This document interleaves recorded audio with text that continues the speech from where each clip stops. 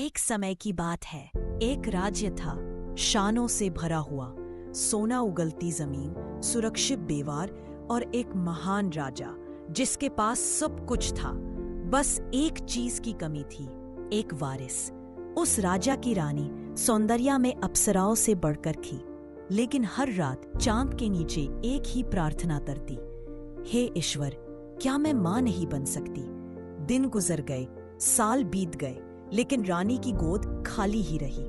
और तब एक दिन राजा और रानी ने फैसला किया, वो किसी तांत्रिक के पास जाएंगे। शायद उसके पास कुछ ऐसी शक्ति हो जो उनकी अधूरी जिंदगी में पूर्ति कर सके। जंगल के अंधेरों में एक प्राचीन तांत्रिक मिला। उसके पास था एक जादुई रस, एक ऐसी दवाई जो रानी के कोख में जीवन भर सकती थी। पर हर वरदान के साथ एक श्राप भी था। तांत्रिक ने कहा, रानी मां बनेगी, लेकिन जब उसका बेटा जन्म लेगा, उसके साथ एक रहस्य भी जन्म लेगा, एक ऐसा राज जो पूरा राज्य हिला देगा। रानी ने बिना डरे दवाई पी ली। कुछ दिनों में उसके चेहरे पर चमक थी, जिस्म में एक नई जान। पर मैं में एक अजीब सा संकेत। फिर आई वो रात जब महल में डोल बज रहे थे, दाइयां दौड़ रही थी और रानी जिंदगी और मौत के बीच जूझ रही थी। तेज बिजली चमकी और एक चीख के बाद एक नन्हा सा रोला गूंज उठा, लेकिन रानी ने अपनी आंखों में अंतिम बार उस रोशनी को देखा और हमेशा के लिए सो गई। राजा टूट गया, लेकिन उसने अपने आंसुओं से शहजादे का नाम रखा आर्यन। आर्यन बड़ा हुआ, लेकिन मां के बिना, ना कोई मुस्कान, ना कोई शब्द। महलों में रहता था, पर अंदर से वीरान था। ना किसी से बात करता, ना किसी से हंसना जानता। हर दिन बस शीशे में अपने आप को देखता, जैसे किसी जवाब की तलाश में हो।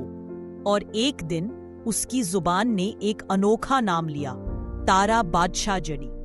महल के लोग चौंक गए।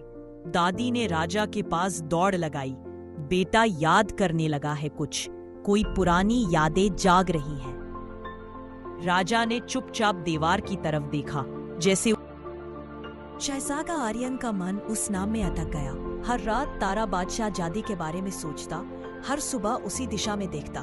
एक दिन महल के एक छोटे से बाग में आर्यन ने देखा कुछ तोतों का झुंड, और उनमें एक लंगड़ा तोता जो बाकी सबसे अलग था। उसकी उड़ान थोड़ी टेढ़ी थी, लेकिन आंखों में नूर था।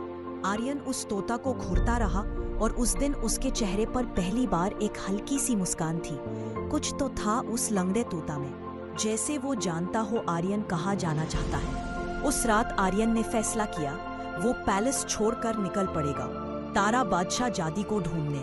किसी से कुछ नहीं कहा, बस अपने कपड़े बंधवाए, कुछ सोने के सिक्के लिए और एक नजर डाली उस झरोखे पर जहां कभी रानी खड़ी होती थी।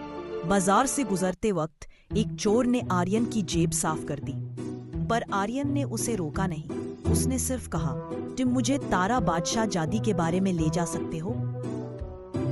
चोर पहले हंस पड़ा, फिर उसकी आंखों में आर्यन के चेहरे का निर्दोष दर्द देखा और उसने कहा, चलो ले चलता हूँ, लेकिन जहाँ जा रहे हो वहाँ से जिंदा लौटना मुश्किल है।